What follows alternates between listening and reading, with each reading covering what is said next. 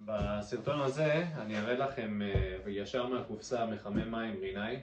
במקרה הזה זה רינאי של 20 ליטר לדקה, תכף נדבר עליו. ודבר ראשון אני רוצה להראות לכם את הסוגי ברזים שיש לנו.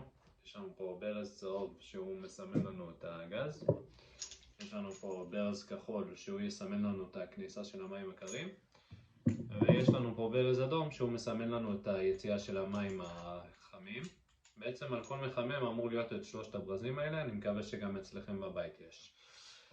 בכל מקרה, מי שרוצה אגב ליצור איתי קשר לגבי הזמנות, תיקונים, לברר מחירים וכל מיני דברים כאלה, יש פה למטה בתיאור ובתגובה הראשונה קישור, תלחצו עליו, תגיעו ישירות לוואטסאפ שלי עם מספר טלפון. בכל מקרה מחמם רינאי, כמו שאתם מכירים אותו עם השם שלו, המחמם היפני, מגיע במספר ליטר, בכמה גדלים. הכי מוכרים מביניהם זה 17 ליטר בדקה ו-20 ליטר בדקה. יש כאלה גם יותר גדולים, 28, 32, אבל הם יותר מיועדים לתעשייה, מפעלים וכל מיני דברים כאלה. הסטנדרט זה 17 ליטר לדקה ו-20 ליטר לדקה. הוא מגיע ככה ארוז בתוך קרטון. נפתח אותו ואני אראה לכם איך הוא נראה מבפנים. דבר ראשון, מגיע איתו כבל תקשורת דו-גידי עם הפרדה מלאה, בנוי לעמוד על גגות, מוגן משמש, מוגן מכל מיני דברים, יכול לעמוד במזג אוויר בחוץ. זה כבל. של הכבל הזה בעצם מחברים את השלט. השלט בעצם הוא נקרא שלט אבל הוא לא אלחוטי. השלט הזה הוא יושב לנו בתוך הבית וממנו אנחנו מכוונים את הטמפרטורות שאנחנו רוצים. הוא נראה ככה. כשהוא דלוק יש פה ספרות וכל מיני סימונים. אנחנו בוחרים, יש לנו את האופציה לעלות טמפרטורה, להוריד טמפרטורה, אנחנו יכולים לבחור איזה טמפרטורה של מים שאנחנו רוצים שייכנס לנו במקלחת. אפשר לבחור 38, אפשר לבחור 42, אפשר לבחור 46, איזה טמפרטורה של מים חמים שאתם רוצים שיהיה לכם בבית, אתם מכוונים פה מהשלט. השלט מתחבר עם הכבל דו-גידי והוא מגיע עד למחמם, וזה יושב לכם בתוך הבית וממנו אתם שולטים על המחמם. גם אנחנו מעדיפים לא להגיע לסיטואציה הזאת, אבל אם יש איזושהי תקלה במחמם מים אז הוא גם ירשום לנו את זה פה. לדוגמה אם נגמר הגז אז הוא ירשום 11. אגב ברינאי יש טכנולוגיה ממש יפה, שיש תקלה שנקרא LC.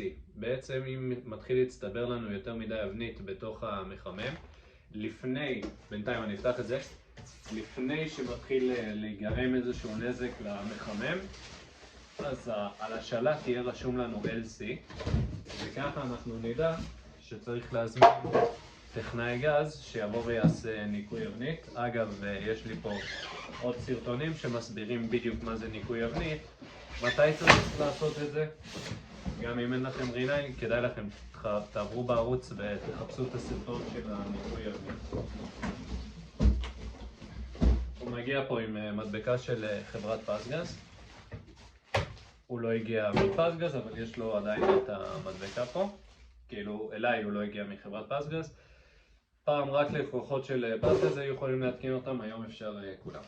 אוקיי? עכשיו איך הוא נראה? בעצם יש לנו פה המכשיר. מבחינת גודל אתם יכולים לראות. הוא לא כל כך גדול, הוא לא תופס הרבה נפח.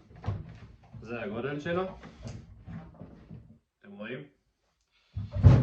יש לו פה, אפשר למעלה, יש לו פה מקלים כאלה שעליו אנחנו שמים את הברגים ותולים אותו על הקיר. יש לו עוד ברגים למטה. אנחנו תולים אותו, מקבים אותו גם מלמעלה וגם מלמטה כדי שישב טוב ומחובר על הקיר.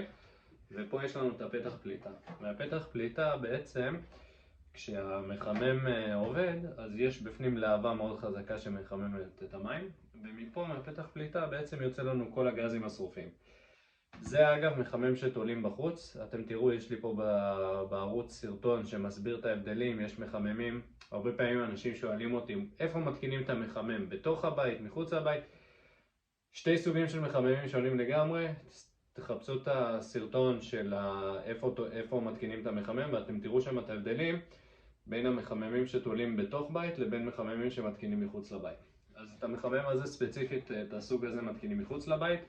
הוא יכול לחמם 20 ליטר של מים בדקה, הוא מתאים ל2 ו3 מקלחות ביחד. כאילו אפשר לפתוח כמה ברזים ביחד ומכולם יצאו ביחד מים חמים בלי בעיה. אז מפה יוצאים. המכשיר הזה מגיע בצבע לבן, יפה, מעוצב, מאחורה הוא חלק, אין לו כלום.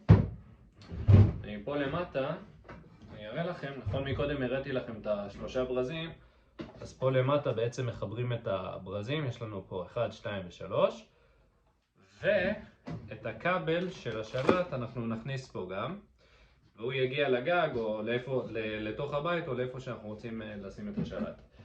אז ככה נראה מחמם רינאי, זה 20 ליטר, יש דגם גם יותר קטן שנראה בדיוק אותו דבר, שהוא של 17 ליטר לדקה. מחמם ממש ממש ממש טוב, אחד המתקדמים בארץ.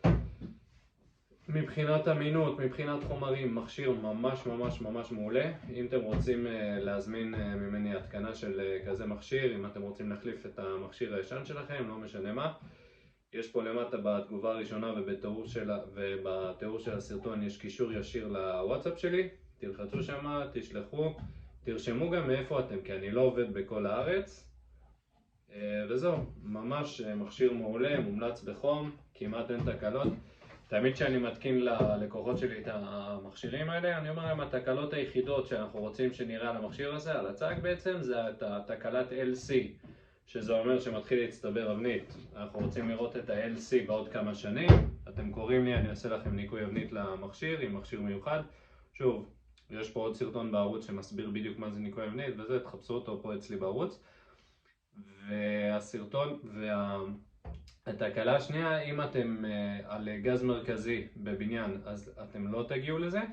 אבל אם יש לכם בלונים פרטיים, אז אתם גם מדי פעם אתם תראו על הלוח פיקוד, על מה שנקרא שלט, יהיה רשום לכם פה על הצג בעצם 11. 11 אומר שנגמר הגז בבלון ושצריך להחליף בין הבלונים. אז זהו חברים, זה היה מכשיר רינאי 20 ליטר בדקה. מכשיר ממש פשוט, אם יש לכם שאלות ודברים תרגישו חופשי לרשום לי פה למטה. אם אתם רוצים להזמין מכשיר או משהו, יש פה למטה את הקישור. הזמנות, התקנות, תיקונים, כל מה שאתם רוצים, תרגישו חופשי לפנות אליי פה בוואטסאפ. יאללה, שיהיה המשך שבוע טוב.